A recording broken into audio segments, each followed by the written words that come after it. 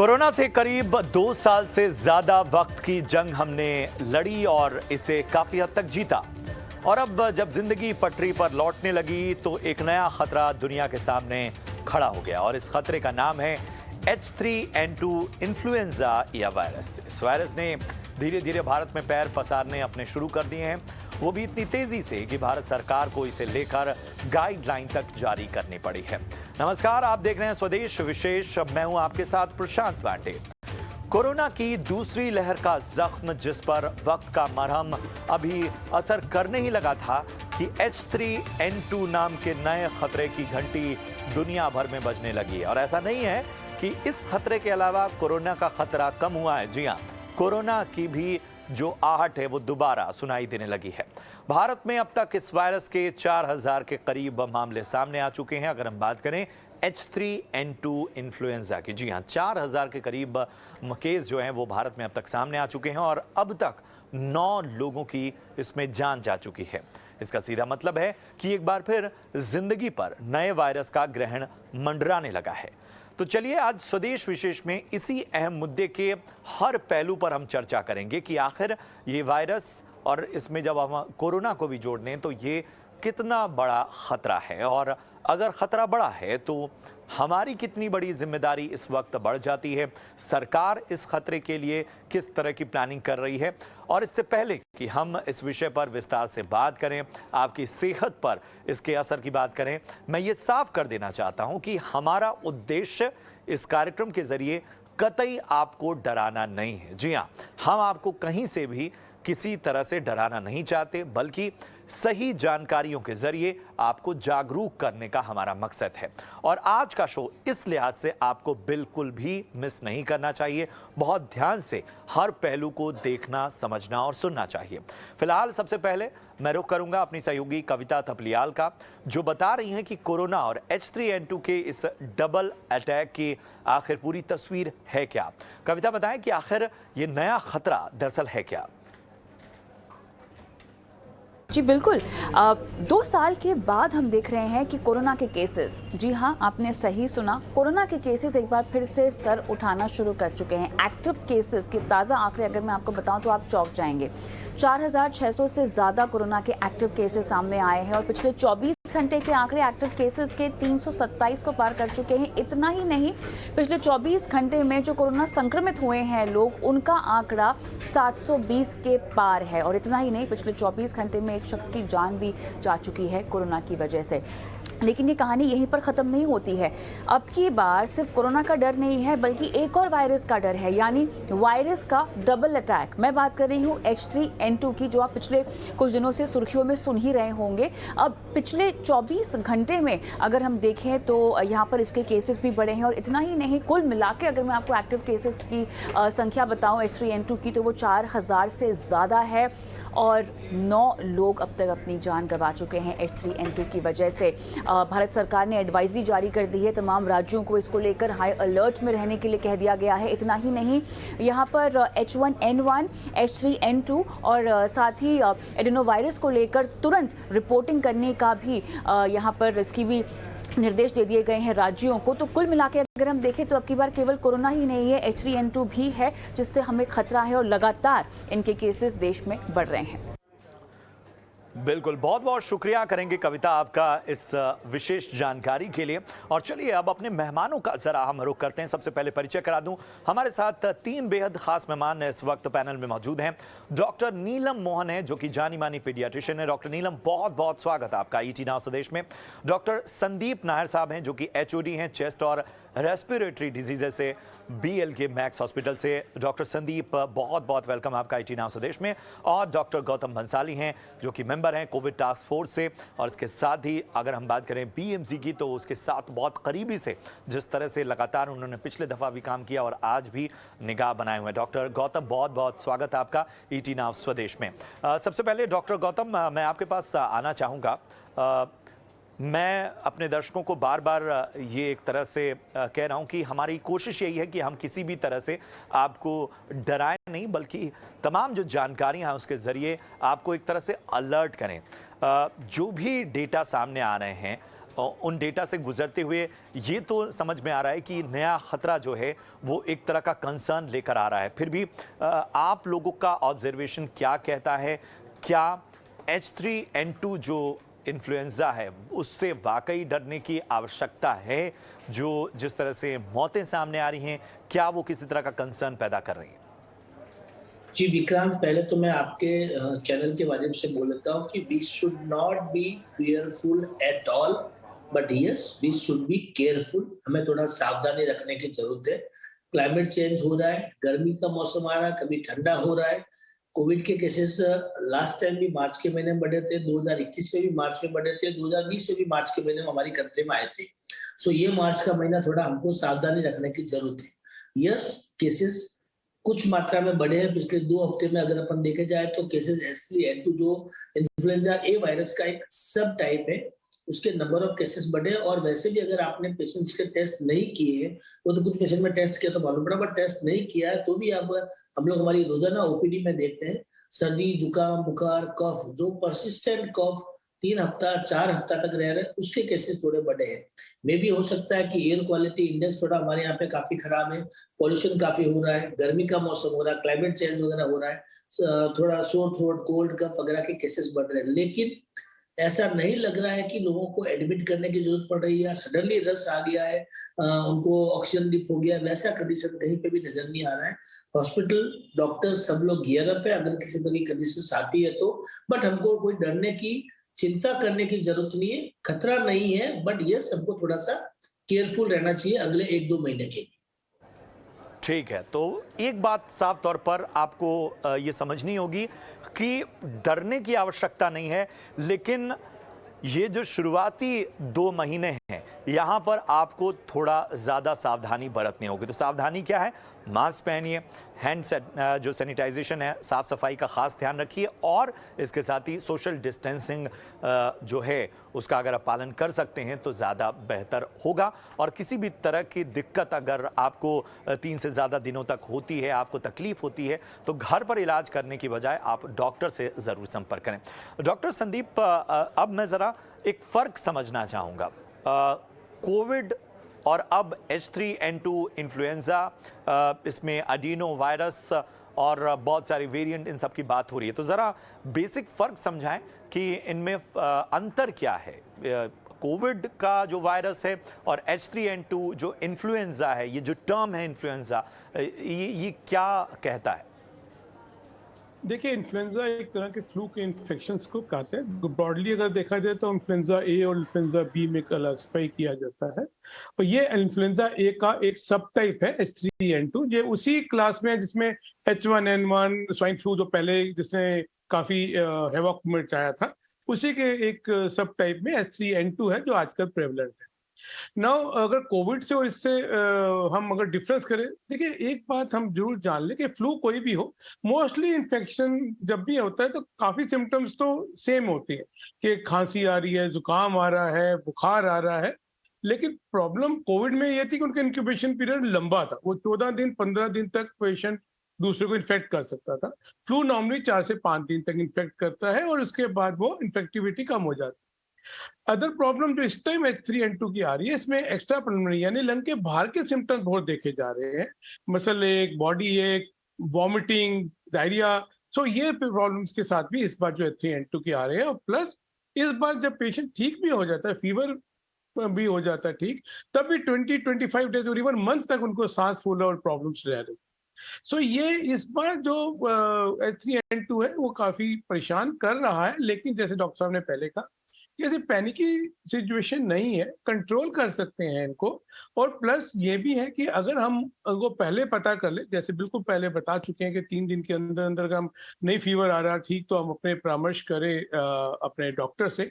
सो इसकी हम दवाई भी है जो हमको दी जा सकती है, वो ओपीडी बेसिस पे दी जा सकती है।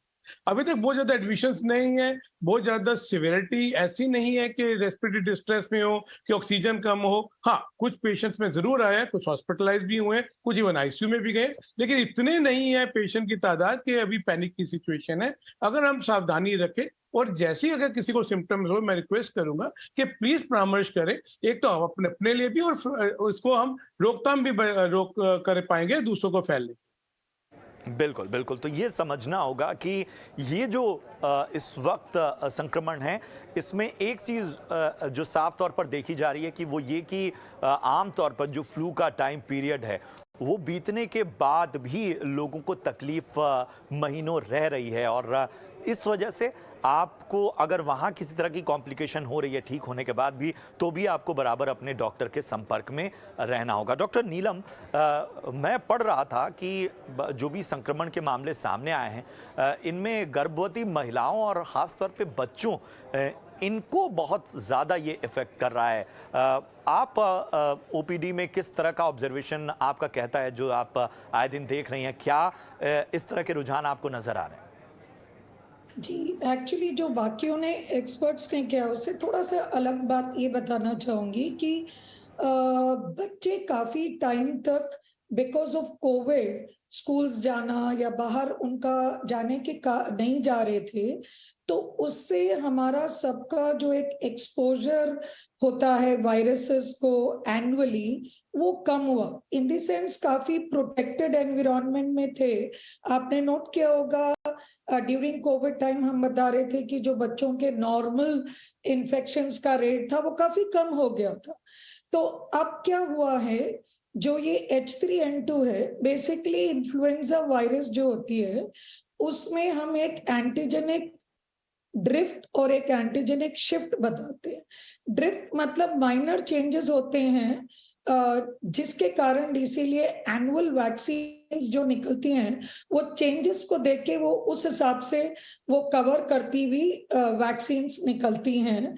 वर्ल्ड वाइड WHO जो रिलीज करते हैं vaccines which is called the flu vaccine. So ये H3N2 is basically a drift and not a major shift in the virus कि हम पैनिक हो। लेकिन आपने सही फरमाया कि बच्चे बिकॉज इतने साल तक प्रोटेक्टेड थे तो उनकी इम्यूनिटी लेवल इस लेवल से वायरस को लड़ने के लिए कम हो चुका था। Therefore ये एक तरीके से छोटा मोटा आउटब्रेक जैसे लगने लगा, because the cases that came to the OPD या आईसीयू में एडमिशंस होना, निमोनिया या ARDS बच्चों के, ये उसके कारण फ्लू के हुए। लेकिन जो एडमिट होते हैं उनमें तो हम ये फ्लू कर सकते हैं, बट प्रेजेंट गवर्नमेंट गाइडलाइंस के हिसाब से ओपीडी में हम पैनिक सिचुएशन नहीं क्रिएट कर सकते। ओपीडी बेसिस से we do not do like flu की ये H3N2 ये सब रिपोर्टिंग केसेस में ज्यादा नहीं करते। हम लोग क्लिनिकली उसको मैनेज करते हैं। यूजुअली ये 5 days में इम्प्रूव हो जाते हैं। If they don't and if they get serious then you have to admit, और फिर वो हो सकता है वो वेंटिलेटर हो, ऑक्सीजन और उसकी दे। तो छोटे बच्चे प्लस ऑल्सो जिनको कोई क्रॉनिक बीमारी हो, चाहे वो अस्थमा हो, लंग डिजीज हो, लिवर डिजीजेस से हो, किडनी डिजीज, डायलिसिस, ये सब जो पेशेंट्स होते हैं ये लोग भी इंक्रीज रिस्क में आ जाते हैं, बिकॉज इनकी लड़ने की क्षमता एक आम बच्चे, एक आम व्यक्ति से कम होती है। एंड साथ ही साथ हमने ये जो एडिनो वायरस देखा था वो दैट्स अ DNA वायरस, तो उसमें लेकिन यूजुअली आंख and respiratory tract and diarrhoea का भी गट इन्वॉल्वमेंट भी ज्यादा थी उन टाइम। आजकल थोड़ा सा कम देख रहे हैं हम ये गट और ये वाले केसेस एज कंपेयर टू थोड़ा टाइम पहले जो देख रहे थे 1-2 हफ्ते पहले। सो ओवरऑल जैसे आपने बड़ा अच्छा बताया कि it is time for us to understand prevention is better than cure.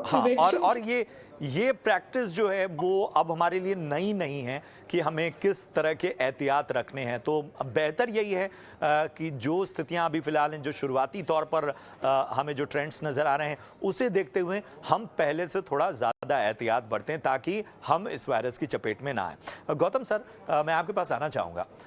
देश जो है वो अब पूरी तरह से खुल गया है। बहुत स्पेसिफिकली अगर हम मुंबई की बात करें तो हम देख रहे हैं कि एक तरह से रफ्तार में मुंबई नज़र आती है और मुंबई के साथ चुनौती भी यही है। कोविड के समय से अगर हम बात करें तैयारियों की और अभी की तैयारियों की बात करें, अभी क्या किस स्टेज पर हैं हम, और आप लोग तो हर रोज़ निगाह बनाए हुए हैं, किस तरह के डिस्कशंस हो रहे हैं, क्या आने वाले वक्त में कुछ स्ट्रिक्ट गाइडलाइंस आ सकती हैं, क्या कुछ प्रतिबंध लाए जा सकते हैं? जी विक्रांत, मुझे नहीं लगता कि कोई तरह के प्रतिबंध या उसकी कोई जरूरत है भी और आने की कोई आवश्यकता रहेगी। सबसे बड़ा कारण ये है कि ये जो भी वायरल डिजीज है, जैसे वो कोविड हो, चाहे H1N1 हो, चाहे H3N2 है, जो भी तरह का वायरल डिजीज है, ट्रीटमेंट ऑलमोस्ट सबके अंदर एक जैसा रहता है। सिम्टोमेटिक ट्रीटमेंट हम लोग जनरली करते हैं। प्लस जो कोविड के टाइम में प्रॉब्लम थी कि ऑक्सीजन वगैरह, रेमडेसिविर, वो सब अवेलेबिलिटी नहीं थी। आज की डेट में सारे हॉस्पिटल गियर अप है, सबको सब पता है, डॉक्टर्स को सब पता है इस डिजीज से कैसे फाइट किया जाए।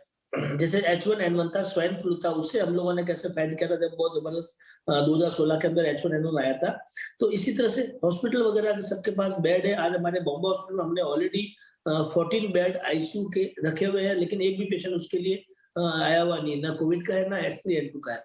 इसी तरह से मुंबई में हमने सारे प्राइवेट हॉस्पिटल को भी हिदायत दे दी या अलर्ट पे रखा गया है कि अगर कोई पेशेंट आते हैं जिनको जरूरत पड़ती है एडमिशन की, ऑक्सीजन लेवल डीप होता है, उनको तुरंत एडमिट करना है, और उसके लिए आइसोलेशन वार्ड वगैरह ऑलरेडी हमने रेडी करके रखे हैं मुंबई के सारे 147 प्राइवेट हॉस्पिटल के अंदर।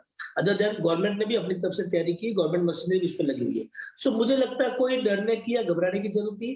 हाँ, थोड़ा हम लोगों को ध्यान रखना है, सेल्फ लॉकडाउन या सेल्फ आइसोलेशन जिसे कह सकते हैं, उसका ध्यान रखना कि भीड़ भाड़ वाले इलाकों में जाने से बचे। प्लस जिनको भी सर्दी, जुकाम, बुखार, खांसी होता है, उन लोगों को, चाहे वो H3N2 है, चाहे H1N1 है, चाहे कोविड है या कोई और वायरल डिजीज है, उसमें मास्क पहन के जाना चाहिए, ताकि आप उस डिजीज को या कोई भी वायरल को स्प्रेड होने से बचा सकते हैं। चाहे वो टीबी भी है, उसमें भी अगर आप मास्क पहनते हैं तो किसी और को स्प्रेड होने से बचा सकते हैं। सो मास्किंग और सैनिटाइजर, इन दो चीजों का विशेष हमको ध्यान रखना है। जिनको भी सर्दी, जुकाम, बुखार, खांसी होती है, जहां भी जाते हैं मार्केट में, उनको ध्यान रखना होता है। प्लस खुद को थोड़ा आइसोलेट करके रखें, ताकि आपकी वजह से कोई और लोग इफेक्ट नहीं हुए। बट बिल्कुल घबराने, डरने की, या जिससे पहले माहौल था कि अगर सडनली केस आ गए तो क्या, अगर सडनली केसेस आ भी गए तो भी हमारे पास सारा अरेंजमेंट है, डॉक्टर्स तैयार है, हॉस्पिटल तैयार है, ट्रीटमेंट वाइज तैयार है। सो बिल्कुल पैनिक होने की जरूरत नहीं।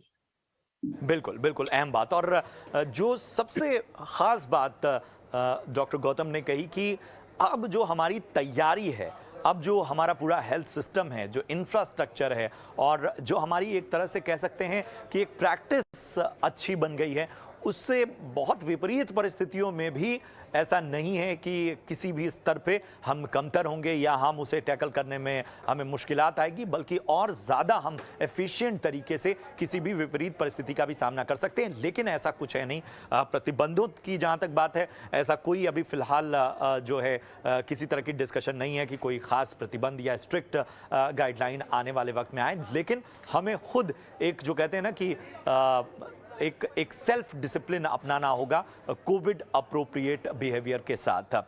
डॉक्टर संदीप, एक चीज़ मैं समझना चाहूँगा कि जब हम देखते हैं कि इस तरह की स्थितियां होती हैं, तो सबसे पहले जब हम पहले दौर में थे तो हमने जो एल्डरलीज थे उनमें इसका इफेक्ट देखा। सेकेंड वेव में हमने देखा कि यंग जो पॉपुलेशन थी वो सामने आई। थर्ड जो फेज़ आया उसमें महिलाओं और ख़ासतौर पे बच्चों में भी हमने जो देखा एक्सपोजर इस वायरस का बढ़ा और हमें मुश्किलात सामने आई।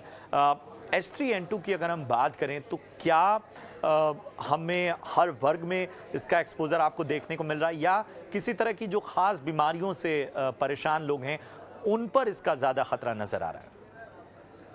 देखिए, अगर आप कोविड की जैसे बात कर रहे थे, तो अगर याद हो तो सबसे पहले डेफिनेटली एल्डरली को हुआ था, फिर उसके बाद यंगर एज ग्रुप्स को हुआ था। वो इसलिए भी था क्योंकि एल्डरली एज ग्रुप ऑलरेडी जब फर्स्ट वेव में इन्फेक्ट हो गए थे, काफी लोगों की इम्यूनिटी बन गई थी।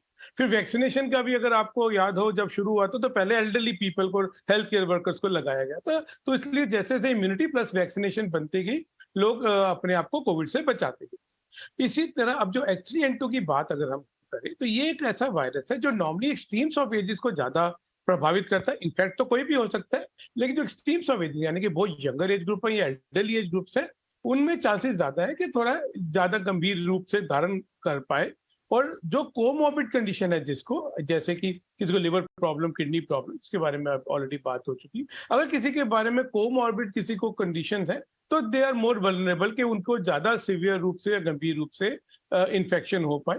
मोस्टली पीपल को लोग जो आ रहे हैं पेशेंट्स हमारे पास, वो नॉर्मली खांसी जुकाम और हाई ग्रेड फीवर से आ रहे हैं और ज्यादातर ओपीडी में ही ठीक हो रहे हैं।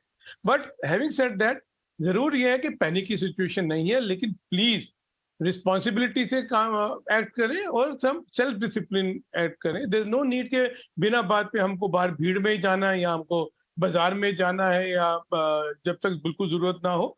जैसे कोविड अप्रोप्रिएट बिहेवियर जैसे हमने कहा था, यानी कि सोशल डिस्टेंसिंग और मास्क लगाना और हैंड सैनिटाइजिंग करें, ये सब प्लीज करते जाइए। प्लस फ्लू की भी वैक्सीन होती है जो वल्नरेबल ग्रुप है और एल्डरली ग्रुप है, प्लीज अपनी वैक्सीन लगाइए जो हर साल लगती है और 2 स्ट्रेन आते हैं, उसको जरूर लगाएं।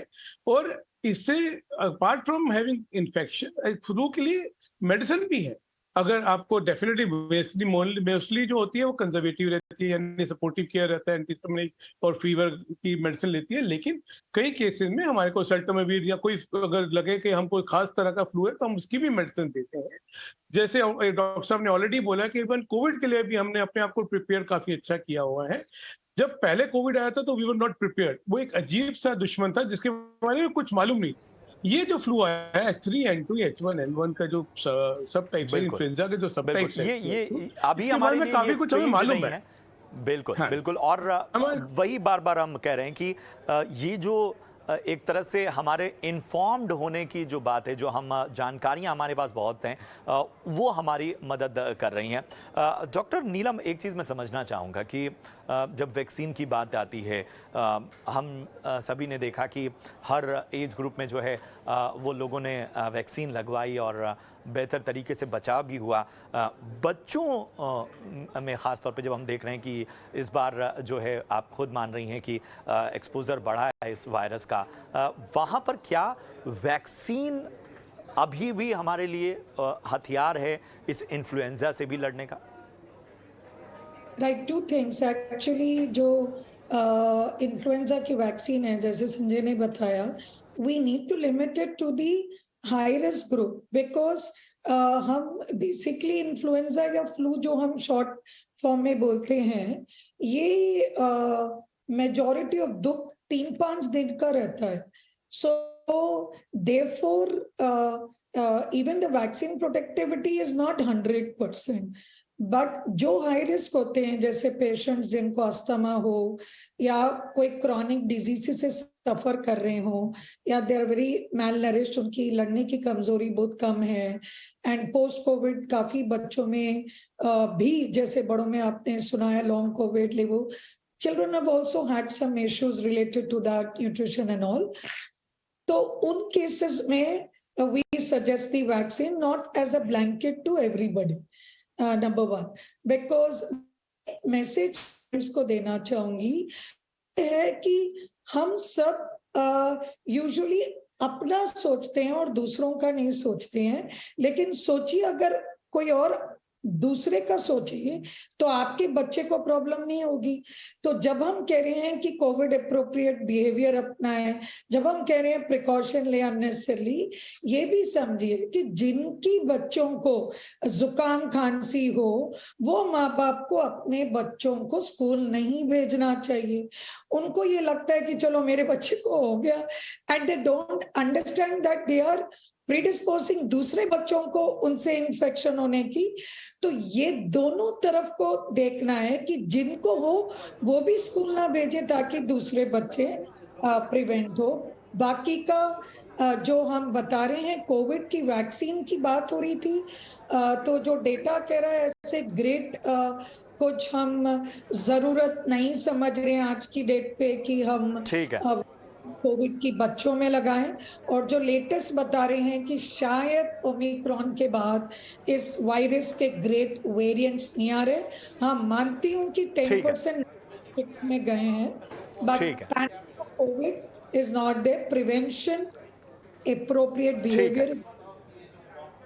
ठीक है, बड़ी बात है। एक आखिरी सवाल मेरा गौतम सर आपसे है, संक्षेप में जानना चाहूँगा कि ये जो बात है कि अगर एहतियात बरती जा रही है, तो क्या ये मेजर्स नहीं अपनाए जाते अगर बच्चों और महिलाओं पे खतरा है कि शायद एक तरह की प्रैक्टिस बढ़ाई जाए वर्क फ्रॉम होम कल्चर की, या बच्चों को अगर स्कूल खुद ये करें कि अगर बच्चे को किसी तरह का संक्रमण है तो वो स्कूल ना आने पे मजबूर करें, या पेरेंट्स खुद ऐसा करें? क्या इस तरह की भी अवेयरनेस फैलाने की ज़रूरत है? विक्रांत जी, ये कोविड की बीमारी ने हमको इतना अच्छे ढंग से एजुकेट किया है, पूरे कंट्री को 2 साल तक चला है। सबको मालूम है कि क्या करना क्या नहीं करना है। जिसको भी सर्दी जुकाम बुखार कफ हो रहा है, उनको सेल्फ आइसोलेशन, सेल्फ डिसिप्लिन उस तरह से बिहेवियर करना है। अगर बच्चों को हो रहा है तो माता पिता की जिम्मेदारी होनी चाहिए कि वो बच्चों को स्कूल नहीं भेजे, एप्लीकेशन लेके स्कूल में कि मेरे बच्चे के इस पास में इस टाइप के सिम्टम्स है।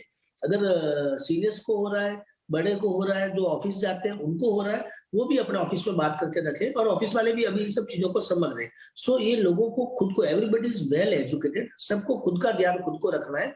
अगर लगता है कि आपको व्यक्तिगत तौर पर लोगों की भी है, और तो इसे समझना होगा, और वाकई इसे समझकर ही हम आगे बढ़ सकते हैं और कोई भी चुनौती हो उसका सामना कर सकते हैं। बहुत बहुत शुक्रिया करेंगे डॉक्टर गौतम बंसाली, डॉक्टर नायर, आपका भी बहुत बहुत शुक्रिया, और डॉक्टर नीलम बहुत बहुत धन्यवाद आपका इस खास चर्चा में शामिल होने के लिए। उम्मीद करते हैं कि इस शो के जरिए आपकी जानकारी और ज़्यादा बेहतर होगी। एक बार फिर स्पष्ट कर दें, डराना हमारा मकसद नहीं है, हमारा उद्देश्य आपको बेहतर तरीके से इन्फॉर्म करना और जागरूक करना है। एहतियात रखिए, आप पहले से बहुत सारी प्रैक्टिसेस करते आए हैं, उन्हीं को अपनाने की आवश्यकता है। फिलहाल स्वस्थ रहिए और इसके साथ ही सावधान रहिए। दीजिए पूरी टीम को इजाजत, आप देखते रहिए ET Now स्वदेश। नमस्कार।